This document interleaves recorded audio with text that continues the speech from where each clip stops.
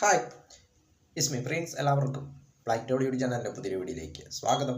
എന്തുണ്ട് വിശേഷങ്ങൾ? എല്ലാവർക്കും സുഖമല്ലേ? എല്ലാവരും ഹാപ്പി ആയിട്ടിരിക്കുക. Anything up live to go on always പോസിറ്റീവായി.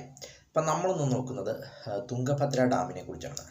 തുംഗഭദ്ര ഡാം അണക്കെട്ട് കർണാടകയിൽ ഹൊസപേട്ട കൊപ്പൽ സംഗമസ്ഥാനത്ത് തുംഗഭദ്ര നദിക്ക് കുറുകെ നിർമ്മിച്ചൊരു ജലസംഭരണിയാണ് തുംഗഭദ്ര അണക്കെട്ടെന്നത്. പമ്പാസാഗർ എന്ന പേരിലും ഇത് അറിയപ്പെടുന്നു. ഓഗസ്റ്റ് 10 അതായത് കഴിഞ്ഞ ശനിയാഴ്ച ഇതിൻ്റെ ഒരു ഗേറ്റ് ചങ്ങല, അതായത് ഗേറ്റ് നമ്പർ 19, 33 ഗേറ്റുകളാണ് അണക്കെട്ടിനുള്ളത്. അതിൽ ഗേറ്റ് നമ്പർ 19 എന്നറിയപ്പെടുന്ന ഗേറ്റിൻ്റെ ചങ്ങല ഒലിച്ചു പോയതിനെ തുടർന്ന് ഏകദേശം 35,000 ക്യൂസെക്സ് വെള്ളമാണ് പുറത്തേക്ക് ഒഴുകിയത്. അപ്പോൾ ഇതിൻ്റെ അറ്റകുറ്റപ്പണികൾ നടത്തുന്നതിന് വേണ്ടി ബാക്കി ഉള്ള ഗേറ്റുകളെല്ലാം തുറക്കുകയായിരുന്നു. അതായത് 5 ഗേറ്റുകൾ ഒഴികെ ബാക്കിയുള്ള ഗേറ്റുകളെല്ലാം തുറന്ന് ഏകദേശം 120 TMC അടിയിൽ നിന്നും 60 TMC അടിയിലേക്ക് കൊണ്ടുവന്നാൽ മാത്രമേ അറ്റകുറ്റപ്പണികൾ നടത്തുവാനായിട്ട് സാധിക്കുകയുള്ളൂ. അതിനുവേണ്ടിയാണ് അങ്ങനെ ചെയ്തത്.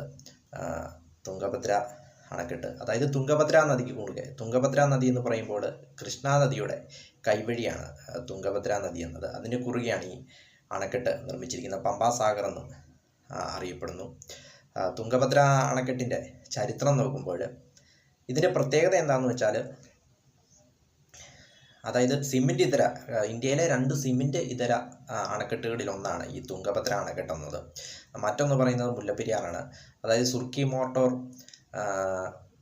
മോട്ടോർ, ചെളിയ, ചുണ്ണാമ്പ് കല്ല് എന്നിവ ചേർത്താണ് ഇത് നിർമ്മിച്ചിരിക്കുന്നത്. അങ്ങനെയുള്ള 2 അണക്കെട്ടുകളിൽ ഒന്നാണ് ഈ തുംഗഭദ്ര അണക്കെട്ടെന്നത്.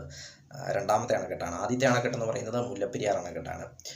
1860 മുതൽ തന്നെ, അതായത് ബ്രിട്ടീഷ് കാലഘട്ടത്തിൽ തന്നെ ഈ അണക്കെട്ട് നിർമ്മിക്കുവാനായിട്ടുള്ള പദ്ധതികളും തയ്യാറെടുപ്പുകളും ബ്രിട്ടീഷുകാർ തന്നെ നടത്തിയിരുന്നു. അതായത് ഇതിന് പ്രധാനമായിട്ടും ഇങ്ങനെ ചെയ്യുവാനായിട്ടുള്ള കാരണം എന്താണെന്ന് വെച്ചാൽ കർണാടക ആന്ധ്ര തീരത്തുണ്ടാകുന്ന ആ ഒരു കുടിവെള്ള ക്ഷാമം, അല്ലെങ്കിൽ ആ ഒരു വരൾച്ച, അതൊക്കെ ഒന്ന് സെറ്റാക്കി എടുക്കാൻ വേണ്ടിയാണ്. അതായത് റായലസീമ ആ ഒരു മേഖലയിലെല്ലാമുള്ള ഈ ഒരു വരൾച്ചയും കൃഷിക്കുമൊക്കെ ആയിട്ടാണ് ഈ ഒരു അണക്കെട്ട് നിർമ്മിക്കാനായിട്ടുള്ള പദ്ധതികൾ ആദ്യം സ്റ്റാർട്ട് ചെയ്തത്. 1860 മുതൽ അത് ആരംഭിച്ചെങ്കിലും അത് പിന്നീട് യാഥാർത്ഥ്യമായത്, അതായത് ഇന്ത്യയിലെ ബ്രിട്ടീഷുകാർ ഇവിടുന്ന് പോയതിന് ശേഷം, അതായത് ഇന്ത്യയുടെ സ്വാതന്ത്ര്യത്തിന് ശേഷം 1949 ഇതിനെ പണി തുടങ്ങിയത്.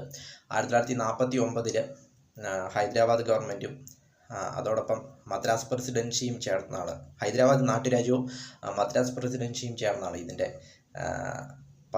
പണികൾ ആരംഭിച്ചത് 1949. 1950 ഇന്ത്യയുടെ റിപ്പബ്ലിക്കിന് ശേഷം ഹൈദരാബാദ് ഗവൺമെൻറ്റും പിന്നീട് മൈസൂർ, അതായത് അന്ന് കർണാടകയല്ല മൈസൂർ എന്നാണ് അറിയപ്പെട്ടിരുന്നത്, മൈസൂർ ഗവൺമെൻറ്റും കൂടെ ചേർന്ന് തങ്ങളുടെ സംയുക്ത പദ്ധതിയായിട്ട് ഈ പദ്ധതി മുന്നോട്ട് കൊണ്ടുപോയി.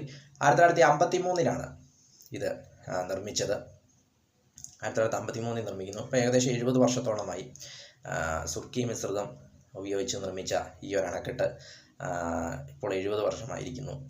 മറ്റൊരു അണക്കെട്ടെന്ന് പറയുന്നത് മുല്ലപ്പെരിയാറാണ്. അത് 120 വർഷത്തിന് മേളിലായി. ഇതിൻ്റെ ആകെ സംഭരണശേഷി എന്ന് പറയുന്നത് 132 TMC അടിയാണ് ഇതിൻ്റെ സംഭരണശേഷി എന്ന് പറയുന്നത്. ഇതിൻ്റെ മൊത്തം നീളം എന്ന് പറയുന്നത് 8035 അടിയാണ് ഇതിൻ്റെ മൊത്തം നീളം എന്ന് പറയുന്നത്. ഇവിടുത്തെ മൊത്തം വൃഷ്ടിപ്രദേശം എന്ന് പറയുന്നത് 28,152 km² ആണ് ഇവിടുത്തെ വൃഷ്ടിപ്രദേശം എന്ന് പറയുന്നത്.